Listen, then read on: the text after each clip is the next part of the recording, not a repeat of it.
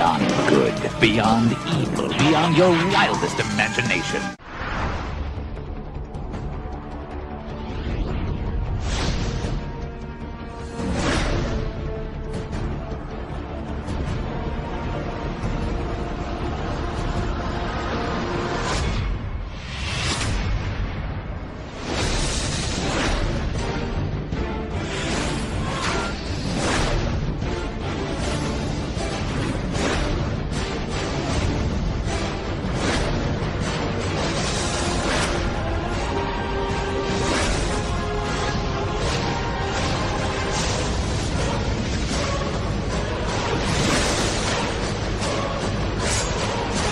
Do the other one, Steve. The opposite of Batman. Oh, yes. You're nothing but a boy in a play suit crying for mommy and daddy. People try to do Joker imitations, and there was someone on the Behind the Voice Actors website that tried to do a Joker imitation. Oh and my God, he was batshit horrible. Steve had to rip them a new one because it was so horrible. I'm not claiming to be the best, but this guy was just ass. And the only Joker that Steve really does is the Hamill version. He doesn't do the Heath or the Nicholson version. Look at me. I do. Look at me. Yes, I do the true Joker. Oh, wait. That's right. We have both Kermit the Frog here tonight, because Neil does a Kermit and Steve does a Kermit. That's awesome. Hi-ho, Kermit the Frog here. Wow, that's really good. Kermit the Frog here. You piggy. It's like Whitmire versus Henson. It's time to start the Muppet Show. Yay! That's definitely Whitmire. You don't have the same gentleness as Henson. I mean, honestly, in any Kermit, role, so. who can top the creators? I mean, Yeah. That's like saying somebody's going to top Hamill as the Joker. Yeah. It's just not going to happen. I know people who still swear on the Caesar. Well, I mean, that's live action. That's completely different.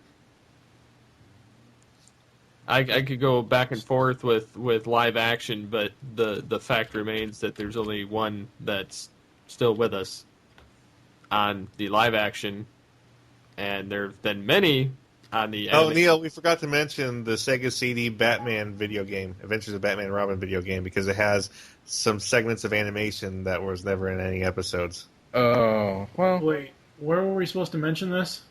Oh, he's talking about the video game episode we just... Oh, okay. I was going to say, what the hell? Has Batman, that he had an axe. Neil, you have the show image, right? Yes, I have the show image. Knock it off. I want to make sure he has the show image and all. It's like I deleted it in the meantime. Nah. Alright, let's get this show on the road. You can go whenever you're ready, Ben. All right. Oh God, this hurts still. Okay. This can't hurt as much as Doomsday. But go ahead and start. Okay. Hello and welcome again to Animation Aficionados, crossing over once more with ToonCast Beyond. We are continuing our series going through the DC animated original movies. I am, of course, your host, Ben, and we're joined by my co-host, TV's Mr. Neil. I have summoned you here for a purpose. And we also have with us the host of ToonCast Beyond, TFG1 Mike. Hello. And the co-creator of the GeekCast radio network, Steve Megatron. Yes. And tonight we're talking about Superman, Batman, Public Enemies. Oh, come on. Be And, excited. Oh, this movie rocks. Well, let me start. Let me start from the beginning. This is an adaptation of a graphic novel by Jeff Loeb, drawn by Ed McGuinness. And to put in perspective, I will give you an overview of what the graphic novel is. And I'll just say that everything that's different from the graphic novel to the movie is Bruce Timm trying to make the graphic novel make sense.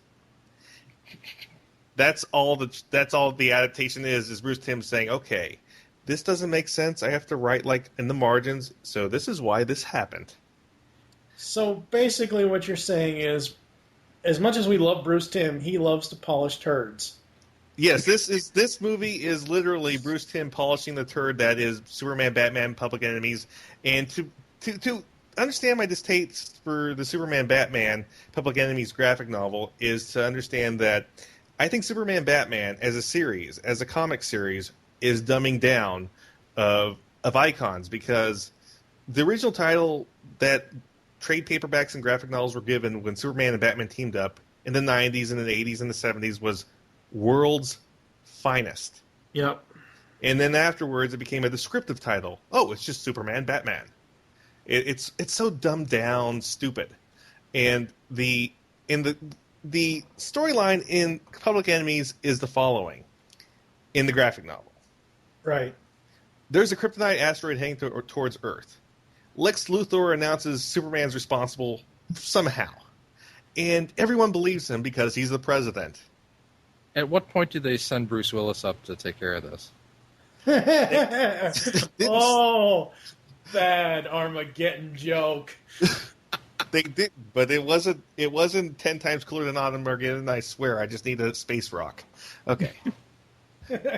Okay, so what happens is Superman's now on the lam, and only Batman believes him. So they're teamed up together, trying to figure out what Lex Luthor is doing, and this culminates to a fight in Antarctica in issue 4 that I actually shared with Neil because I wanted to make sure that I had a witness to verify what happens in this issue 4 of Superman, Batman, Public Enemies. Superman and Batman are, Lex Luthor sends Hawkman and Captain Marvel to take in Superman and Batman. And in the fight, Superman says, castling, like the chess move, and throws Captain Marvel at Batman. And Batman drop kicks Captain Marvel into a mountain hard enough to make him fucking revert into Billy fucking Batson.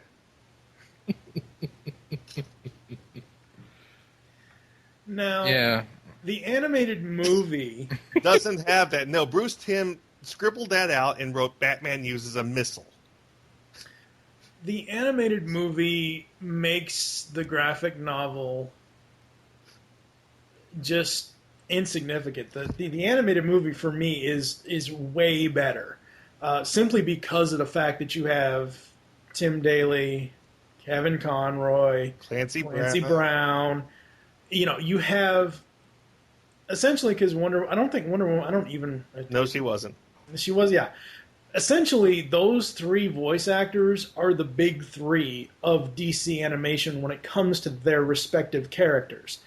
And that's really what sells the movie for me, is them voice. Even the fact that I don't like the animation on Batman's model in this movie, Kevin Conroy still sells it. This, to me, is a lot better for his voice to fit to the animation than Gotham Knight ever was. Hence why I didn't want to be on Gotham Knight. Because Gotham Knight, I watched it, and I immediately, because I rented it, I never bothered to pick it up. Despite it having Conroy and my liking him playing Batman, that movie was utter garbage. But I can see where Tim Daly, Kevin Conroy, Clancy Brown fit their respective roles in this because they actually look like their Justice League and original series counterparts. Mm-hmm. Amanda Waller is also played by the same actress from Justice League. Yeah. And I'm going to get this out of the way right now. Okay. I'm a fat guy. I don't care if people are fat, skinny, whatever else. I'm sorry.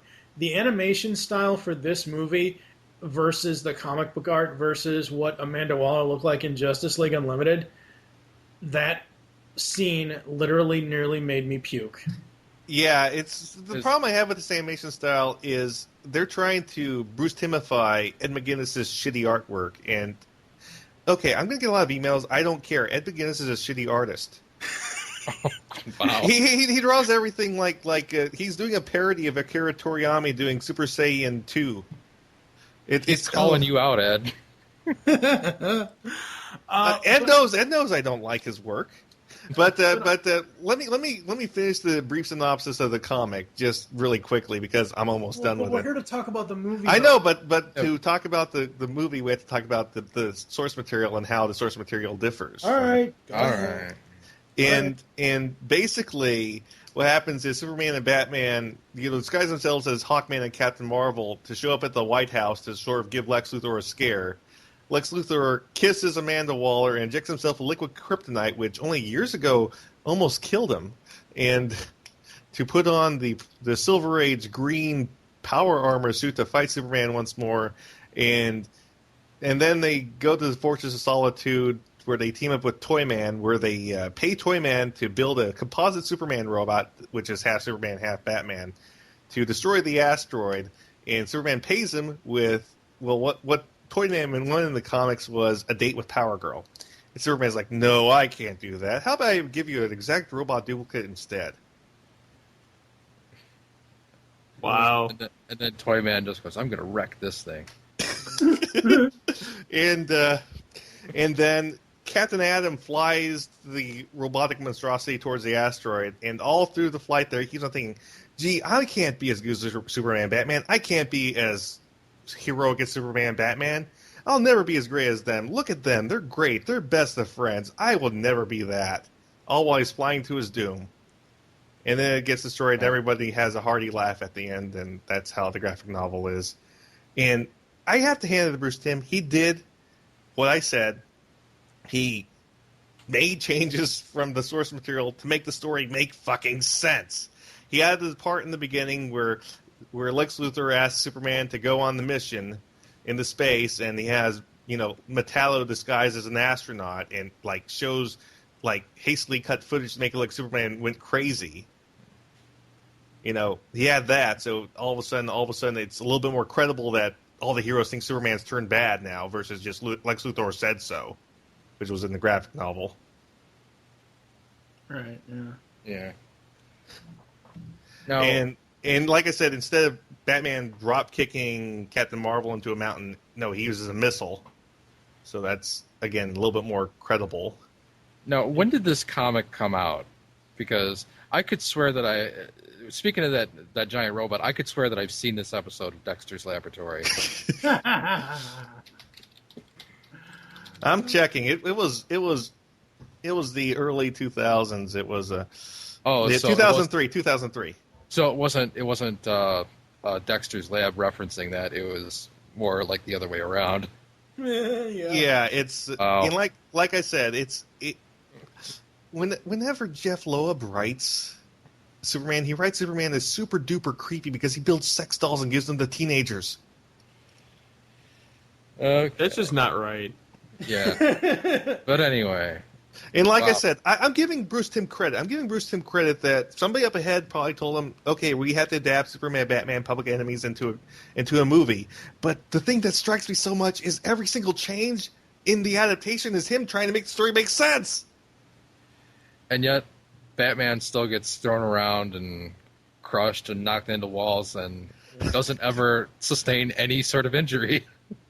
Well, the thing about this movie is, and the thing about any of these movies really, but this one specifically, and I think Bruce Timm said this, I don't remember, I think I remember hearing him say this about adapting it, is that, as Ben said, you have to have it make sense for the main, okay, Superman, Batman, World's Finest, all that stuff, those comic book readers are going to be, people who are invested like Ben, in comic books. Those are the people that are going to read those books. But for a mainstream audience, you have to make the adaptation make sense. To be fair, the original graphic novel didn't make sense, even to a comic reader. Jeff Loeb is that shitty a writer. Right, but that is still overlooked versus, okay, if it doesn't make sense to comic book readers, that's kind of like, hey, here you go, here it is. Who cares if it makes sense? We don't care about our readers whatsoever. We reboot in 52 and blah, blah, blah, blah, blah, all the friggin' time. But whereas, these animated films, these direct-to-DVD animated films, have to make sense, sort of. But I'm still sorry. That's still just the funniest thing to me because I've never seen an adaptation happen before where the person who's adapting it is explicitly making the adaptation changes just to make the story make sense. I've never seen that before. Well, Bruce Timm cares. Neil, what about you for thoughts on this one? Well, as I was getting into this comes off as kind of like a Batman way because there are plenty of times in this movie that Batman, he should have just been dead. I mean, he was fighting. I always get the two mixed up. It was at Metallo. Yeah. Yeah, he's fighting Metallo, and Metallo should have just killed him. Yeah. And somehow he survived. He used Superman as a shield to block a thermite grenade, I think, or whatever the hell that was. And I'm just like, what the hell? This guy should be dead. He's just a normal guy. They don't try to write it. Well, the thing is this. Like I said, there's enough of the Jeff Loeb DNA in the story that it still doesn't quite make it there. But like I said, Bruce Timm probably... What this feels like is Bruce Timm should have been the editor-in-chief of DC Comics because that's what he's doing here. He's the editor. Although I got to call Bruce Timm out on one part is because Bruce Timm put Batman in the pilot seat at the end of the movie, and that should have killed Batman too. Well, you know what? At least they had the ejection pod versus Captain Marvel thinking, gee, I could never be as great as Batman or Superman. All right. And I honestly think putting Batman in the pilot seat of the monstrosity was a reference to the end of Justice League Season 2 when he was piloting the Watchtower. Oh, yeah. But like I said, it's at least they made an ejection pod, right. Which makes more sense than, oh, by the way, this is a one-way ticket, and yeah, Captain Adam Hugo, you're not as popular as the title characters. Oh, gee, you're right, and I'll just keep on thinking about how come that's true. And my only other point here is that I gotta bring up Power Girl because I'm design sucked. Yeah, thing is, I know Power Girl's hair is supposed to be really short, but usually it has a little bit more volume than that. I mean, it's just kind of this weird. I don't know what you would call that. And hairstyling with the Animation Aficionados. No, yeah. It's not even just that. It's her whole body design just didn't have the. It just didn't have the power and the oomph in it. It was like a caricature of the oomph without the power. I mean, it's honestly, who really pays attention to Power Girl other than her boobs? That's what I mean. What we need is the Amanda Connor version stat. Well, what we need is the Call Me Poe version stat. What about you, Steve? What are your thoughts on Public Enemies? Well, honestly, I'd have to say, other than Under the Red Hood, I'd have to say this is my favorite next to that. Just because you have the return of those specific voice actors, you have some of the Timmverse type of animation to this, but not 100% that direction. It's more of a gritty version. Yeah, and you have tons of references as well. Oh, yeah, and you have, damn near, every hero or villain showing up, with the exceptions of, some of the main Justice League members, or, the Joker and some of those other ones. But you do have a lot of them showing up in here. And, despite what you guys know about the comics of it, I'd say that they did it really well with this animated version. I do have to praise it for one thing. It's they didn't have. They basically gave a lot of. There was a Supergirl character in the comics that wasn't any of the Supergirls you all know. I know that for sure because she was only around for 6 months. Sorel, and Sorel, by the way, was like Lois Lane and Superman's daughter from the future, traveled back in time. And oh, I know who you're talking about. Yeah, yeah, and they basically gave a lot of Power Girl a lot of her lines. Thank you, Bruce Timm. Oh wow! I mean, Power Girl was pretty much pointless, other than to help move some of the dialogue along. Yeah, and by the way, this is Sorel, and yeah, like I said, I'm just glad that she didn't show up because that would have required more explaining. And her design was terrible. Yeah. Oh. So Power Girl, a.k.a. Chloe Sullivan, Wow, I forgot all about that Allison Mack voiced Power Girl. Well, if they would have given Power Girl that kind of hair, it might have looked better. Yeah, exactly. I'm kind of transitioning over to the voice actors because there's a couple in here. There's one particular in here that it didn't even register with me. We've had many Alfreds in animation over the years. Of course, Ephraim Zimbalist Jr. is the main one that we know. But, yeah, Skeletor is Alfred. Wow, Alan Oppenheimer voiced Alfred in this. I did not know that. You know, he also voiced the butler in Big O. I have no Not idea surprising. what you're talking about. Okay, the Big O is... Man. It's an anime. Oh, okay. Yeah, I don't do anime, so... Well, it's actually really funny because Big O is pretty much an American product. Big O is pretty much like the Japanese trying to do Batman, but with a mecha, and the main character has a butler who. And it's kind of like Voltron. Alfred. It's kind of like Voltron, where the only people who really care about it are Americans. Yeah. Oh, okay. It was canceled in Japan, and Adult Swim paid for the second season. Adult Swim will pay for anything. Except for your DVDs.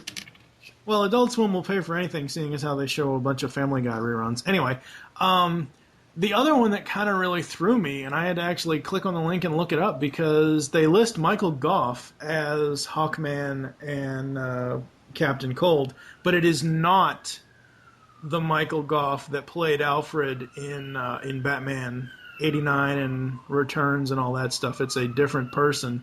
But every time I just see that name, it always makes me think of the live-action Alfred from the Batman movies. Oh, that's another thing. It's I'm trying to remember if this movie actually gave Hawkman the goddamn Eye of Horus glove. Did it? I don't remember. Okay, in the comics, when Batman and Superman decided to switch opponents and Batman gave the kick that shouldn't have ever happened, Hawkman gave the punch that never should have happened, where Hawkman punched out Superman with a magic glove called the Eye of Horus. Wow. That's... wow. Yeah. I don't know. I love this bit of trivia. At one point, Batman tells Superman, "It's your funeral," to which Superman replies he already had one. Obviously, he's referring to the aftermath of his first battle with Doomsday. However, when I first heard that line, the first thing I thought of was... Hereafter? Yep. They've made so many references in this movie to Justice League Unlimited, to the DCAU. That's the only thing that I can always think of when it comes to those little quips, is that's the first thing I go to.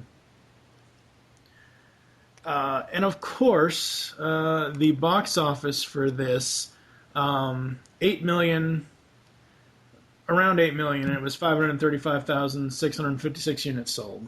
So, this... I almost wish this would have made more money than Doomsday. Why? Then you'll just encourage Jeff Loeb to write more shitty comics. But then Bruce Timm can always polish them. Yeah. This wasn't a perfect polish. Let's be honest with each other here. Like, this wasn't a perfect polish. There was enough of the Loeb DNA here to taint the product.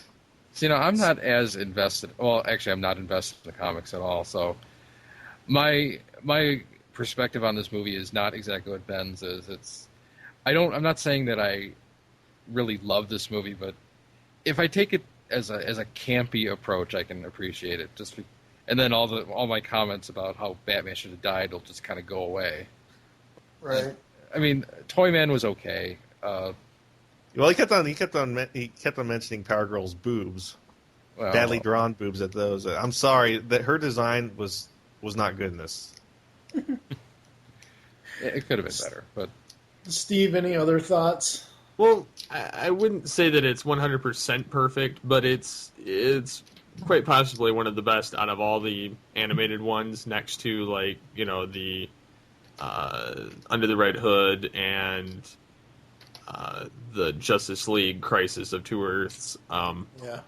But I think that being that you're from a comics perspective, that it's not as good to you, whereas to me, having little to no experience with modern Batman comics, except for what I collected growing up and what little I've read now, I don't particularly pay too much attention to the comics or the writers or anything associated with it, whether it be good or bad. So that's why, in my opinion, this movie is better than what you would probably rate it. So speaking of the rating, for the IGN replacement crew, Steve, we actually added a 0. And Neil, what is the 0? The 0 is find someone who owns this and punch them in the mouth. That's hilarious. So that would be Steve, Gotham Knight for me.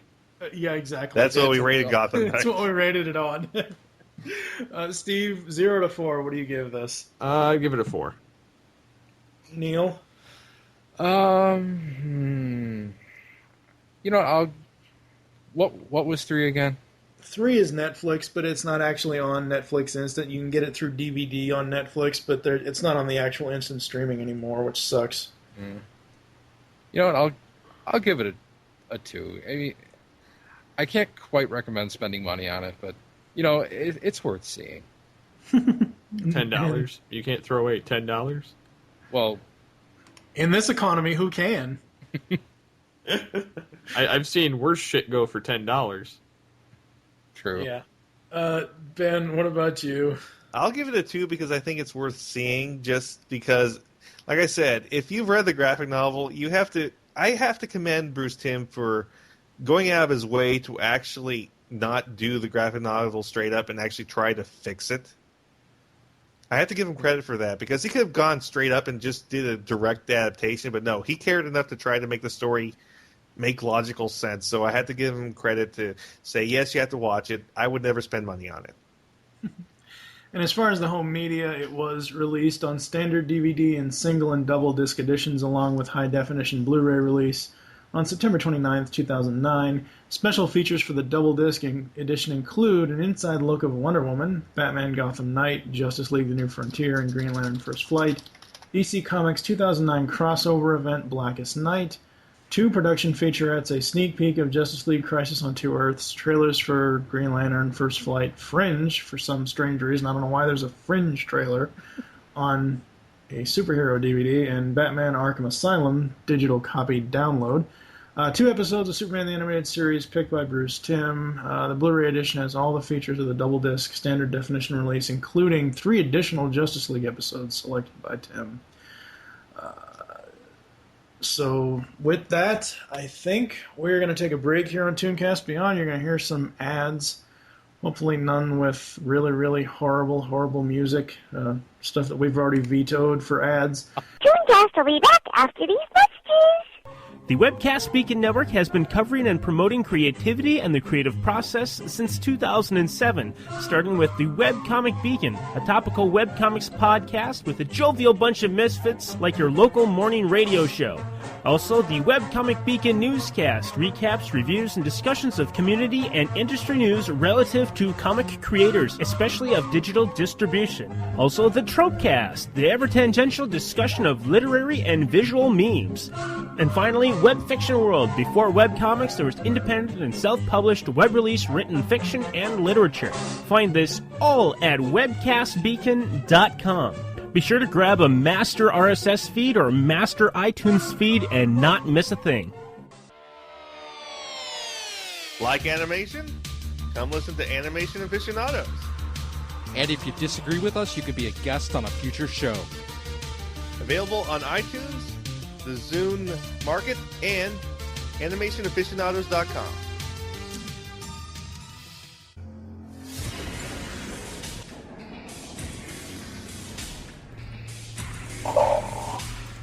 Welcome to my throne room, Future Tales.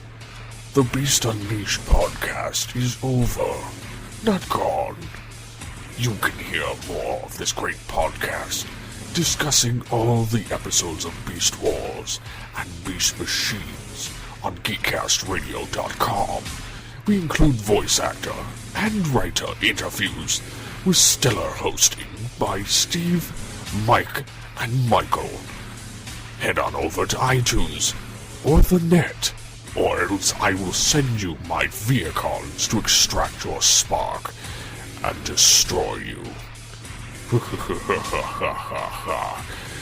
Yes. ToonCast is dedicated to the cartoons we grew up with. 100 episodes and more make up one of the GCRN's most popular podcasts. Join hosts TFG and Mike, Optimus Solo, Terra the Rising Star, and tons of guest hosts. We also have voice actor and writer interviews. Tune in to ToonCast as we look back on the cartoons that defined us as geeks. You can find ToonCast on iTunes and the web at www.geekcastradio.com. Tune in. Hey, I'm Gary. I'm Greg. I'm Chuck. And I'm Justin. Join the four of us every week on the internet's #1 G.I. Joe podcast, What's on Joe Mind? That's right. It's Joe news, reviews, and special guests like you've never heard them before delivered right to your MP3 player. Think of it as Joe Talk meets Sports Talk. And we make fun of Chuck. Right, sweet. Hey. We're just kidding, Chuck. Kinda. Yeah, sometimes Chuck makes fun of himself. Right, sweet. Hey. It's What's on Joe Mind? Every week on the GeekCast Radio Network, InsidePulse.com, Stitcher Smart Radio, and iTunes. Download and listen today. Can I say something about Transformers? No!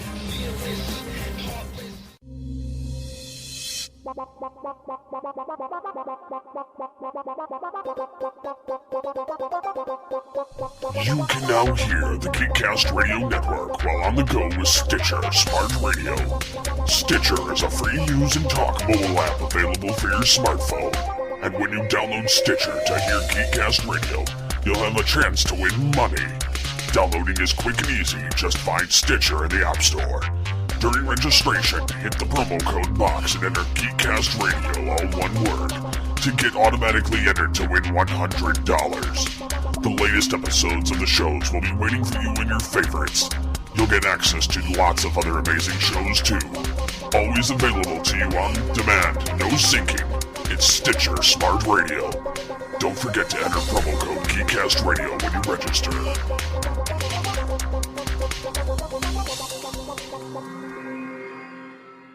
I go go bumps while listening to ToonCast. Sword of Omens, give me sight beyond sight. I see a new episode of ToonCast coming this week. Now back to ToonCast.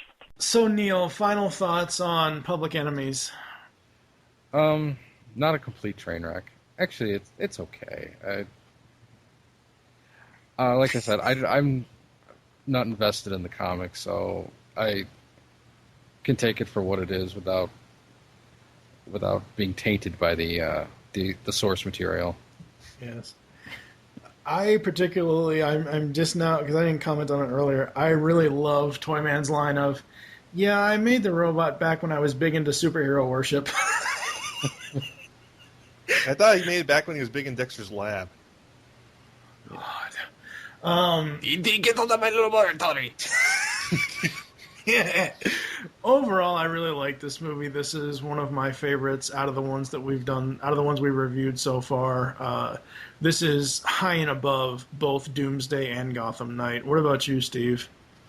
Well, yeah, this is a hell of a lot higher than Doomsday or Gotham Knight. I mean, those are just the bottom of the barrel.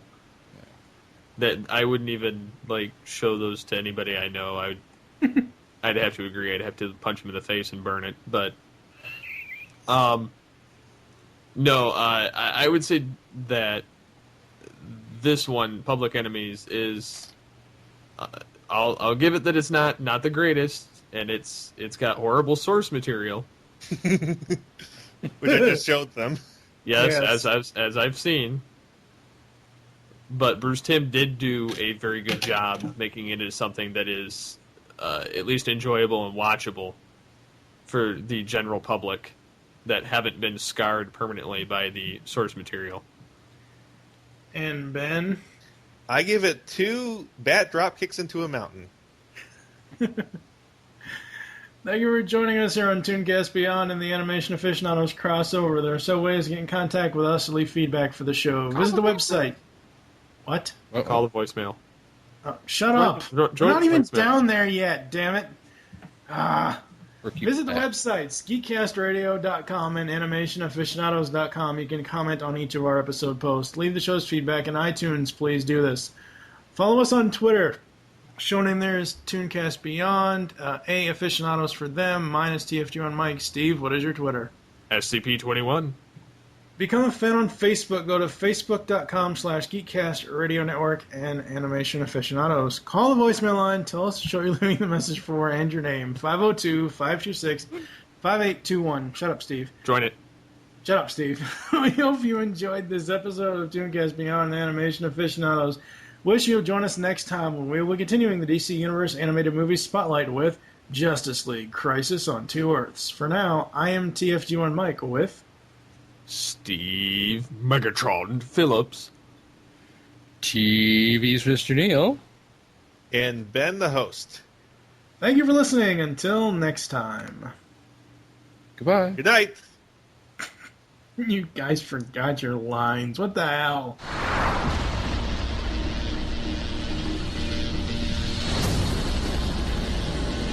On a parallel Earth, my world is similar to yours in many ways, but very different in others. Luthor's new Justice League is not to be underestimated. Supervillains rule the planet. We were systematically destroyed by a group of superpowered beings known as the Crime Syndicate. They have the same superpowers as the Justice League, but with an evil twist. Take them down. They're willing to kill. Get ready for an all-new animated original movie from DC Universe. Superman, Batman, Wonder Woman, Green Lantern, and the rest of the Justice League. It's okay. We'll take it from here. In a battle against their criminal counterparts. I'm the baddest of the bad. Anybody who ever stood in my way is dead. 2 Earths, 2 leagues, 1 epic battle. Justice League, Crisis on Two Earths. Nice place, Mr. President. I think I'm gonna like it here.